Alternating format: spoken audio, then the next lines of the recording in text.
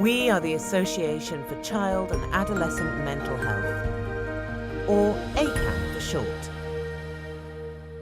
Hello, welcome to the Papers podcast series for the Association for Child and Adolescent Mental Health, or ACAM for short. I'm Jo Carlo, a freelance journalist with a specialism in psychology. In this series, we speak to authors of papers published in one of ACAM's 3 journals. These are the Journal of Child Psychology and Psychiatry, commonly known as JCPP, the Child and Adolescent Mental Health, known as CAM, and JCPP Advances. Today I'm interviewing Dr. Sam Chawner, Medical Research Foundation Fellow at the Division of Psychological Medicine and Clinical Neurosciences at Cardiff University. Sam is the first author of the paper Neurodevelopmental Dimensional Assessment of Young Children at High Genomic Risk of Neuropsychiatric Conditions, recently published in JCPP Advances. This paper will be the focus of today's podcast. If you're a fan of our Papers podcast series, please subscribe on your preferred streaming platform. Let us know how we did with a rating or review, and do share with friends and colleagues. Sam, welcome. Thank you for joining me. Can you start with an introduction about who you are and what you do? Yeah, thank you for the invitation, Jo. I'm a Medical Research Foundation Fellow at Cardiff University, and within the division, I'm based at the Centre for Neuropsychiatric Genetics and Genomics. And my research really focuses on how genetics shapes child development and how genetics also influences the development of psychiatric problems across the lifespan.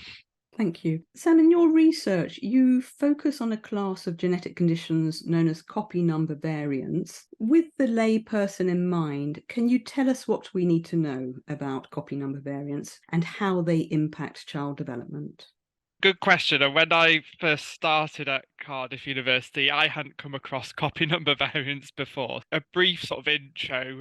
We all have 23 pairs of chromosomes, and excluding the sex chromosomes, that means we have 2 copies of each gene. A copy number variant is when there's a large section of a chromosome that's either missing, or we could call that deleted, so then there's one less copy. Or there can be a duplication, so there's an extra copy. And sometimes we shorten copy number variant to CNV. Most people will have a CNV, but most of them are benign. But there are a certain copy number variants that if they hit certain genes, they impact human health and development. In some cases, these get diagnosed via NHS medical genetic clinics following a referral.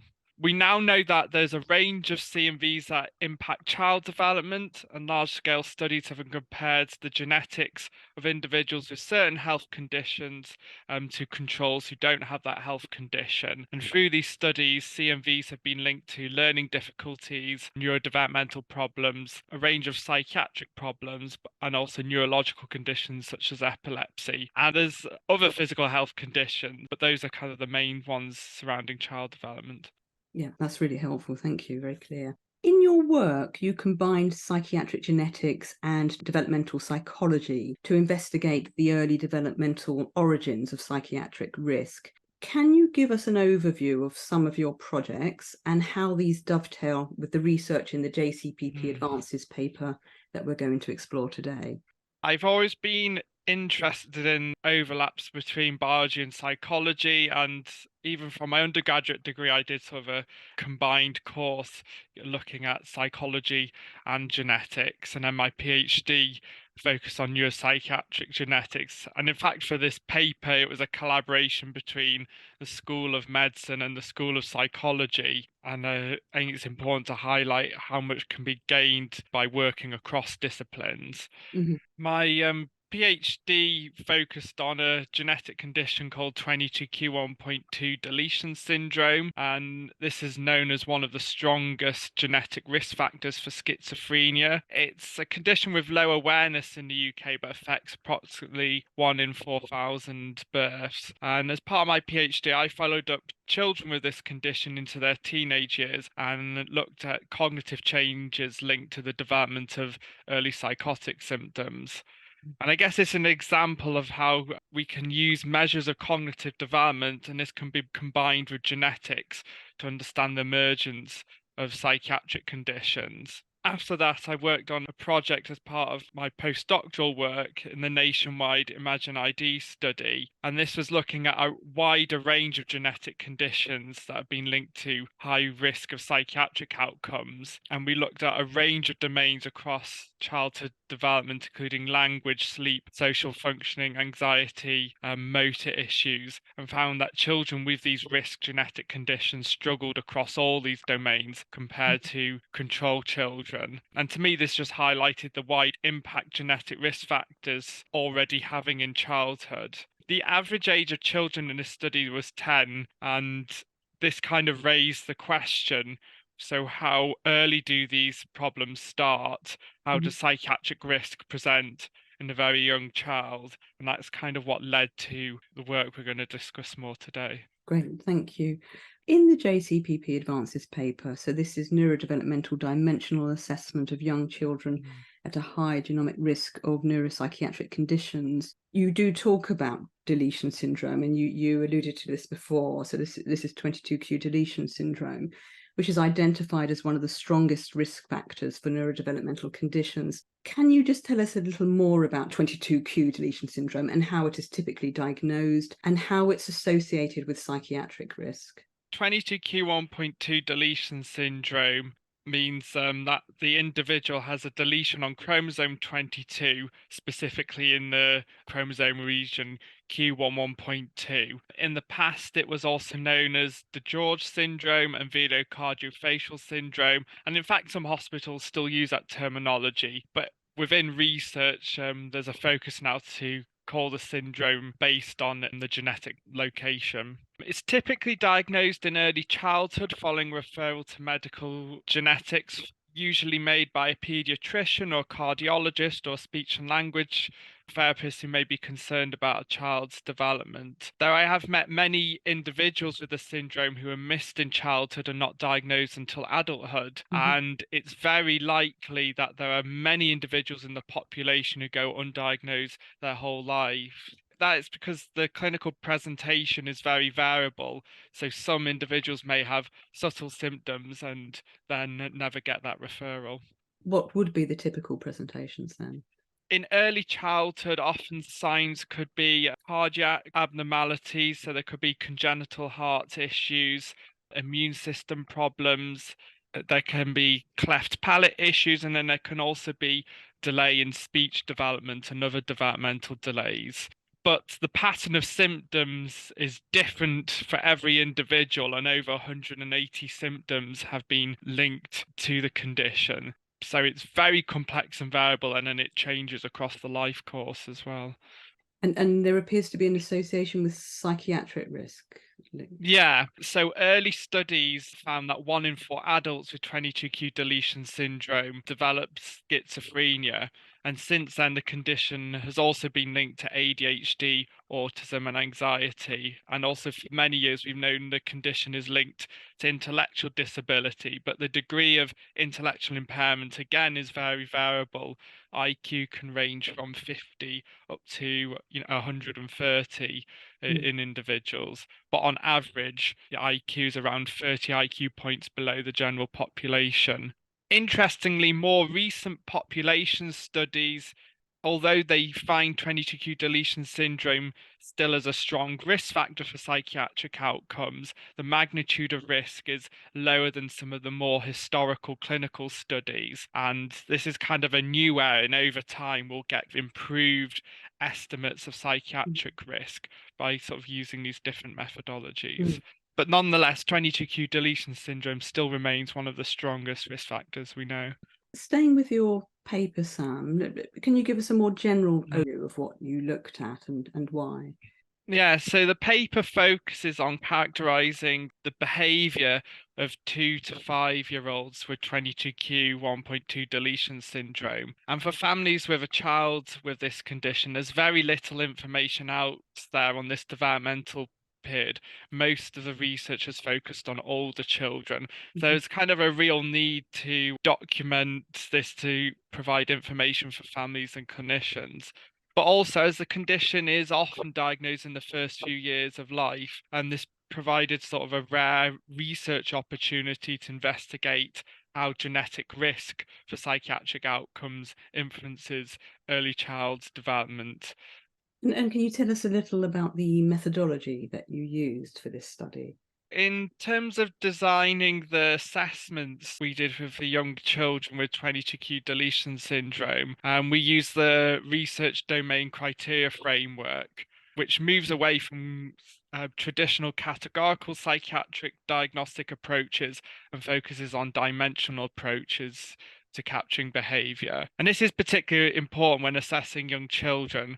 At this age, it's often many years before psychiatric problems typically onset. So traditional psychiatric measures for older children would not work. But also, we had to make assessments fun and accessible to children with varying communication needs. So we examined sleep functioning, cognition, motor, reward valuation, and social processes. And these are sort of some of the main domains within the research domain criteria framework. And then within these, we looked at sort of various subdomains. But for the cognitive assessments, we had to keep them quite playful, and we used approaches that were very interactive with the child, and it wasn't a formal testing environment.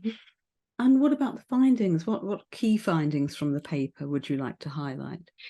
I think the main finding was, although these children were very young at age 2 to 5, and it's, many years before psychiatric problems may develop later in life, they're already experiencing a wide range of difficulties across all the developmental domains we looked at. And we compared this to sibling controls, so individuals in the same family who aged 2 to 5 who didn't have the genetic condition. And they were already scoring high on some of the liability measures for neurodevelopmental and psychiatric traits using some of the questionnaires we included.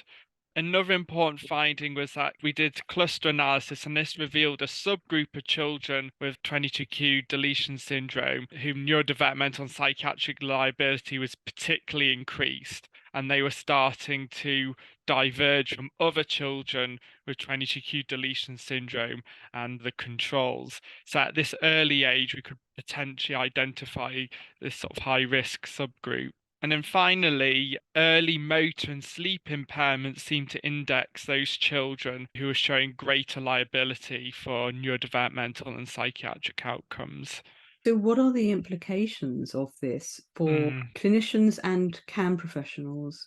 The work highlights that genetic risk for psychiatric outcomes manifests very early, and to me, this really indicates that interventions are likely to be needed very early on in development. For example, currently early intervention for psychosis focuses on late adolescence when teenagers may first start experiencing psychotic symptoms. But this could already be actually a late stage to intervene. And I guess these findings support the increased awareness of the role of CAMs in providing early years support. Services for supporting children below age 5 are growing rapidly. And if support can be provided early, this could have lifelong effects on development and possibly prevent symptom onset of later mental health conditions. Do you think there are adequate interventions actually targeted at such a young age group? This is a really difficult area. At the moment, I don't think we could develop an intervention, say, for the early years that's focusing on, a specific psychiatric condition, such as, say, psychosis later in development. And then also, it'd be very difficult at the moment to identify who's at risk, and then would that even be ethical? There's so many important questions and dilemmas. But I think the idea of services that are promoting well-being and development in early years, that is going to have a general lifelong effect. But I think with increased research, we may understand which groups in society may benefit more from this support. And then we also may understand, if there's different groups which are at risk for different outcomes, can we tailor early intervention support? Given that, from your findings, Sam, what recommendations do you have in terms of prevention, detection, and the targeting of interventions for children at high genomic risk of neuropsychiatric conditions? Yeah, I think it's really important when we're talking about genetics and prevention and intervention to recognize there are lots of important ethical issues this raises. And we have to be very careful when making clinical recommendations. It could be very stigmatizing for a young child to have the label of being at psychiatric risk, when indeed many won't develop psychiatric problems, even though they are at increased risk. At the same time, if we know a child has a certain genetic diagnosis, this does provide an opportunity to implement early monitoring and support. That you could argue it'd be unethical not to provide that, knowing that we know these conditions are risk factors. I currently work with psychiatrists from the Cardiff and London 22q deletion syndrome clinics. In their services, they provide advice to parents about the psychiatric presentation that can be associated with 22q deletion syndrome, and then they may offer screening or monitoring of psychiatric problems in early adolescence. So I think this is one example of how increased links between psychiatric and genetic services can lead to more personalized approaches to medicine. And regarding thinking about how to sort of tackle these sort of ethical issues in the future, I think genetic counselling will become increasingly important in this area. And Cardiff is trialling an innovative new service that brings together genetic counselling experts from the All Wales Medical Genomic Service with child and adult psychiatric expertise. Is there anything else in the paper that you'd like to highlight? I guess I'd like to thank all the children and families who took part in their generosity and time. It involved them coming to Cardiff for the day and doing all sorts of unusual tests with us.